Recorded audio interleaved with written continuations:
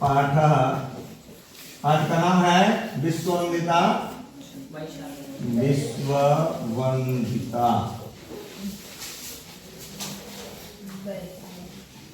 वैशाली,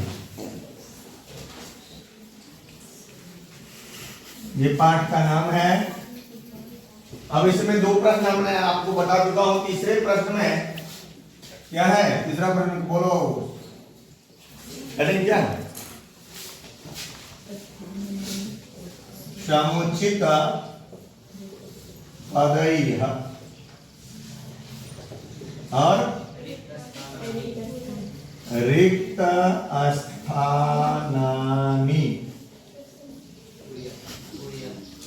पूरयता। तो हलंत नहीं है ना, पूरयता इसको बोलेंगे, जो आप लोग बोलते हो था वही है पूरयता। अब पहला प्रश्न है क में है शासन विधौ। शासन विधौ, फिर है खाली जगह डैश, फिर है तंत्रम।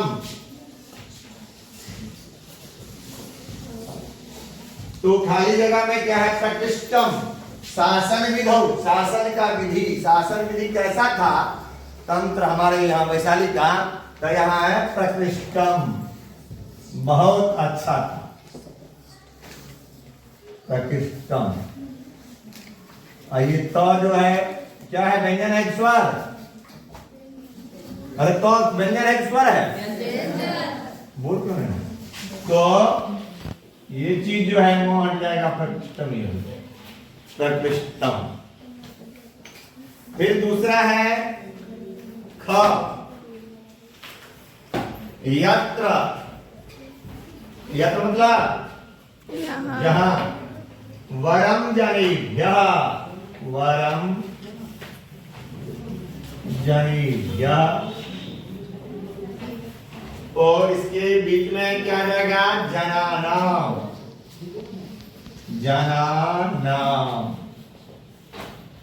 मतलब यत्र मतलब जहां लोगों, वरम जनेभ्यः लोगों में, लोगों का, वरम सभी लोगों में, लोग जो था, वरम मतलब बहुत श्रेष्ठ था लोग। फिर है ग, डैश ते विख्याताः, ते विख्याताः। तो ते कौन विख्यात है? प्रजा पालने, ते विख्याता प्रजा पालने। प्रजा पालन में, प्रजा को पालन करने में, ते मतलब वे सब, मतलब सुधी लोग, राजा लोग विख्यात थे, अच्छे थे प्रजा पालन में। फिर है घ, तो ये ऐसे चिन्ह लगा दिया तो पता चलेगा ना ये क्या कहता है, इससे पता चल जाएगा आपने ये चीज। जनई शासनम, जनई शासनम,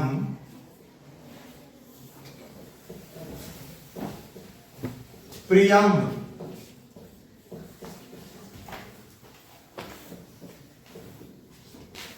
तो आगे यहां डैश है तो यहां आ जाएगा समीभ्यः, सबके लिए, समीभ्यः। और सबसे दूसरा तीसरा प्रश्न है, इसमें तीसरा का अंतिम प्रश्न है आम्रपालिका। आम्रपालिका, कलासाधिका, कलासाधिका।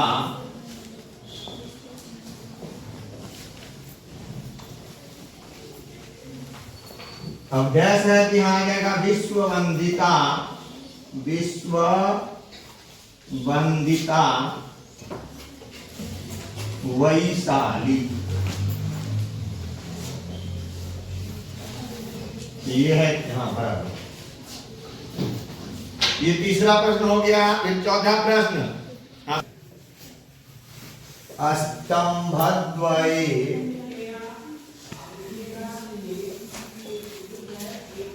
लिखितानां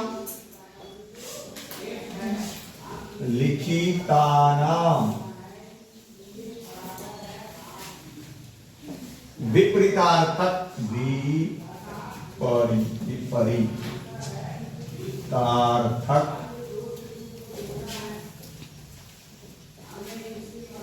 शब्दानां मेलनं कुरु। शब्दानां मेलनं कुरुता कुरुता। अब ये इसमें है, इसका अर्थ हो गया स्तंभद्वय, दो स्तंभ। स्तंभ मतलब होता है, क्या होता है? खंभा, पाया जिसको बोलते हैं, देहाती भाषा में पाया बोलते हैं।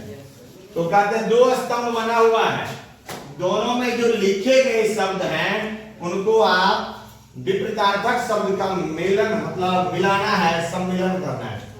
तो इसमें क में है क, ख, ग, घ, अंग, च, छ, ज, झ और अब इसमें है विशाल।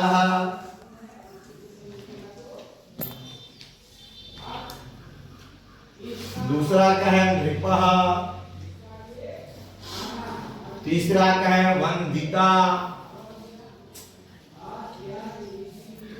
चौथा है अहिंसा।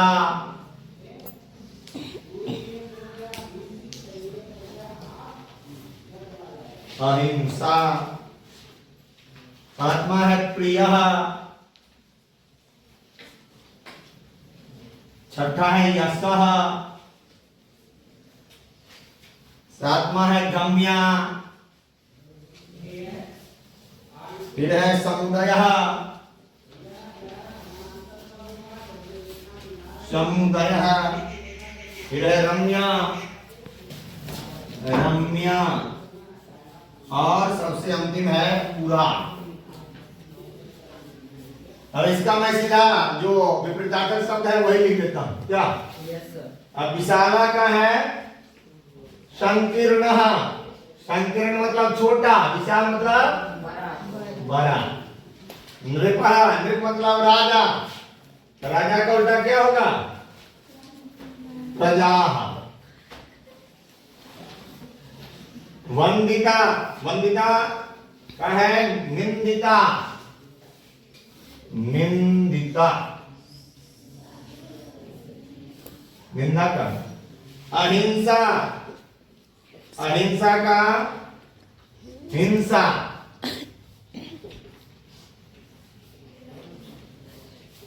हिंसा। प्रियः का अप्रियः। फिर है अंग हो गया च, यशः, अपयशः। अपयशः। गम्या का अगम्या। छ, अगम्या। समुदयः, अरम्या। समुदयः का अरम्या। फिर है समुदयः जो का समुदय का है संप्रति, ये गलत है। ये संप्रति। अब झ का है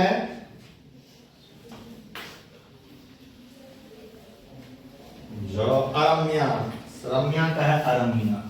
अरम्या। पूरा का पूरा मतलब प्राचीन। तो निरुदय। निरुदय।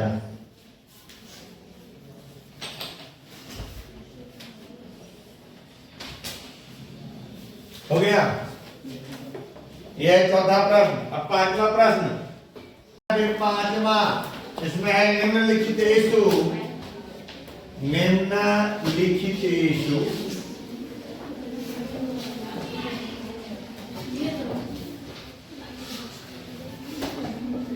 वाक्येषु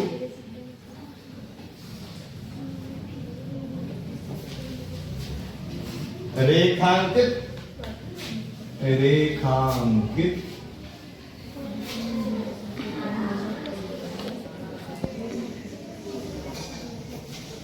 पदानां स्थाने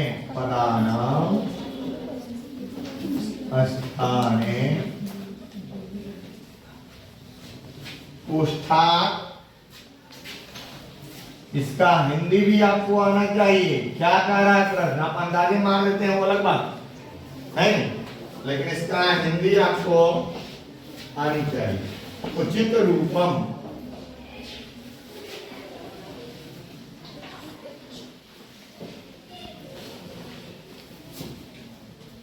आदाय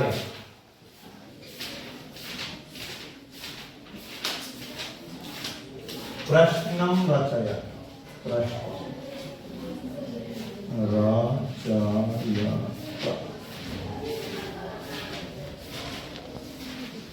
अब है इसमें पहला प्रश्न है क यस्याः,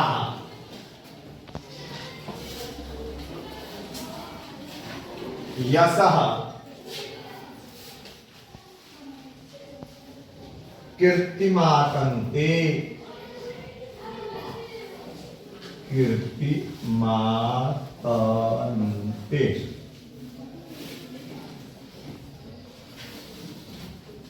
कस्य ऑप्शन में है कस्य और कस्या, तो इसका उत्तर हो जाएगा कस्या। क्यों? क्योंकि इसमें आपको मैं बता चुका हूं, जिस वचन जिस लिंग का ये प्रश्न पूछा जाएगा उसी वचन उसी लिंग का वो उत्तर आएगा प्रश्न निर्माण में, है नहीं? ये है प्रश्न निर्माण है, इसमें नहीं लिखा लेकिन प्रश्न निर्माण ही है यस्याः यशः कीर्तिमातन्ते, जिसके यश से कीर्ति फैलती है, विस्तार होती है। तो यहाँ यश के यस्याः के स्थान पे कस्या हो जाए, कस्या हो गया। फिर है दूसरा यस्याम,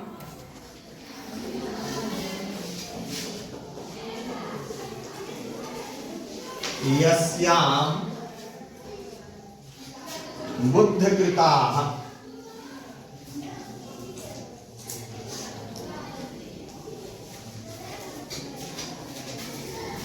उपदेशाः,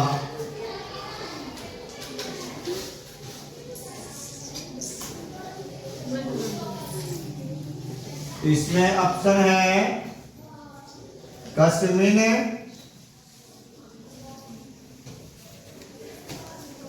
और दूसरा है कस्याम। क्या हो जाएगा? क्या?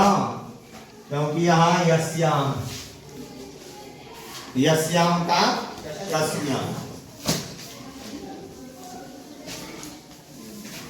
तीसरा प्रश्न और पांचवा का तीसरा ग,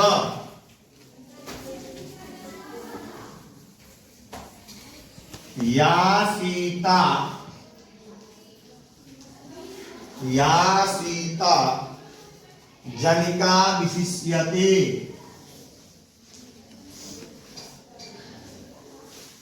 विशिष्यते।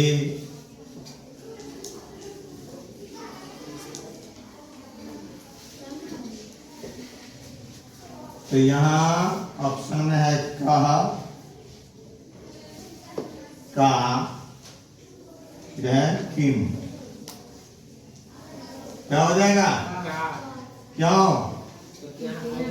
या है स्त्रीलिंग शब्द है, वैसे तो आप तुक्का मार रहे हैं या आके ये मात्रा लगा इसलिए का नहीं, लेकिन इसका अर्थ जानना जरूरी है। या सीता जनिका विशिष्यते, मतलब जो सीता को जन्म देने वाली विशिष्ट है, अर्थात ये वैशाली की धरती भूमि।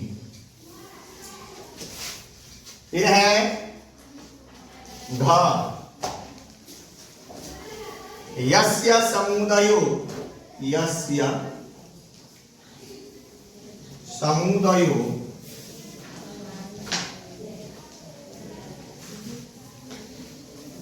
यत्र प्रथमतः, यत्र प्रथमतः। तो यहां आ जाएगा कस्य और कस्या।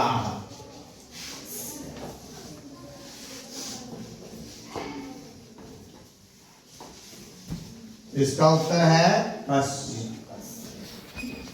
अब है एक बचा है अंगो। शुभा गंडकी पश्चिम भागे, शुभा गंडकी, शुभा गंडकी पश्चिम भाग। इसका पश्चिम भागे ये है। इसका ऑप्शन है कस्मिन और कस्याम। कस्मिन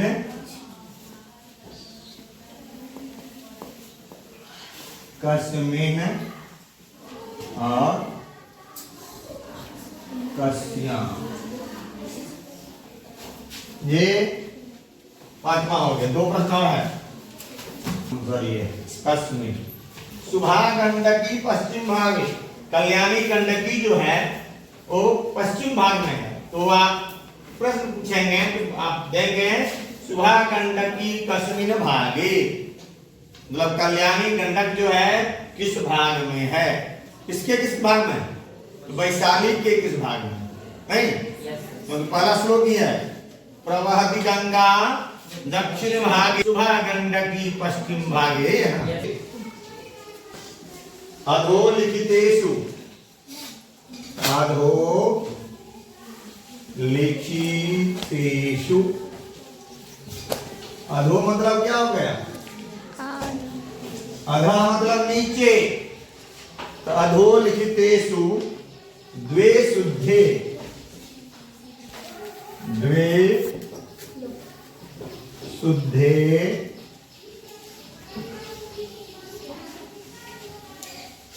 प्रधे पर्याय पदे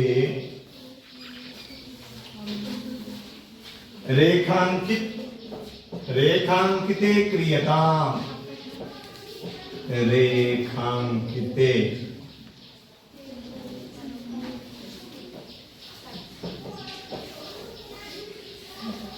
क्रियताम्।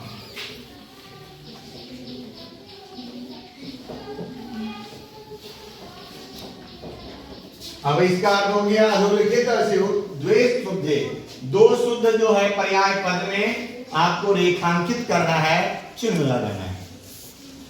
तो इसमें पहला में है क, ख, ग, घ और अंगो।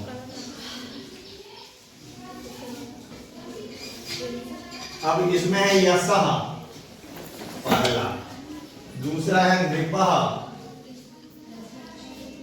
तीसरा है जनः, चौथा है प्रजा,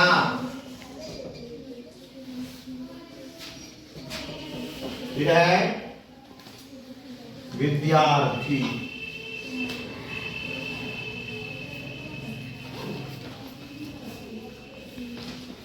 इसका पर्यायवाची लिखना है। इसका यशः का है कीर्ति, नृपः का राजा, जनः का नरः, नरः, प्रजा का जनता और विद्यार्थी का शिष्य।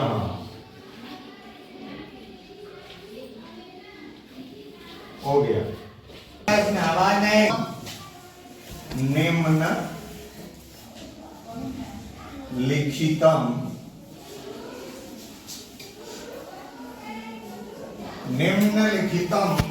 उदाहरणम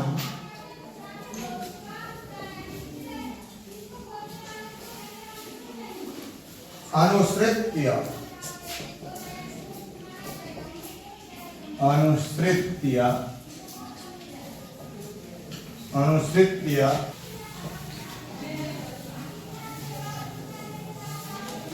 स्त्री प्रत्ययम लिखता।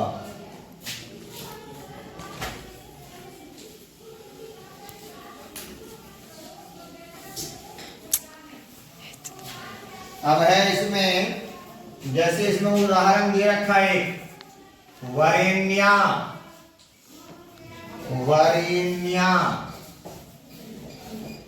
ये मूल शब्द है। इसमें क्या हो गया, कौन से प्रत्यय है, तो है वरेण्य शब्द है, उससे टाप कर दिया, टाप में बचता है आ, क्या बचता है, आ बचता है, इसीलिए वरेण्य प्लस आ, वरेण्या। समझ में आ गया, ये मूल शब्द है वरेण्य, टाप प्रत्यय हुआ, टाप में इस संज्ञा करके लोप कर दिया जाता है, आप समझो जिसको हटा दिया जाता है, तो आ बचता है। तो जब ही वरेण्य है आप हो गया तो वरेण्या हो जाएगा ना, वरेण्या टाप में आ। ऐसे ही दूसरा है सेविता,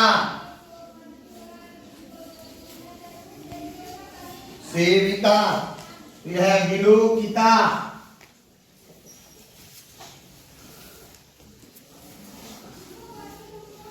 विलोकिता के बाद है अगम्या, और अंतिम में है विशाला।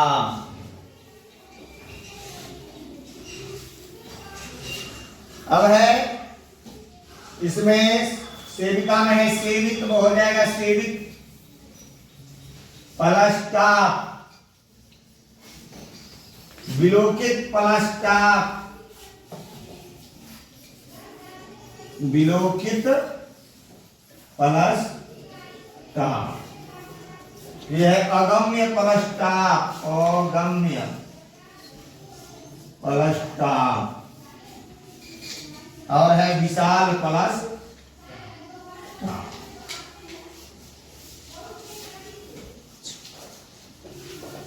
तो ये रूप बन जाएगा ऐसा, वरेण्याम वरेण्य प्लस टाप, टाप में बचता है आ, वरेण्या, सेवित प्लस टाप, सेविता, विलोकित प्लस टाप, विलोकिता, अगम्य प्लस टाप, अगम्या, विशाल प्लस टाप बराबर विशाला।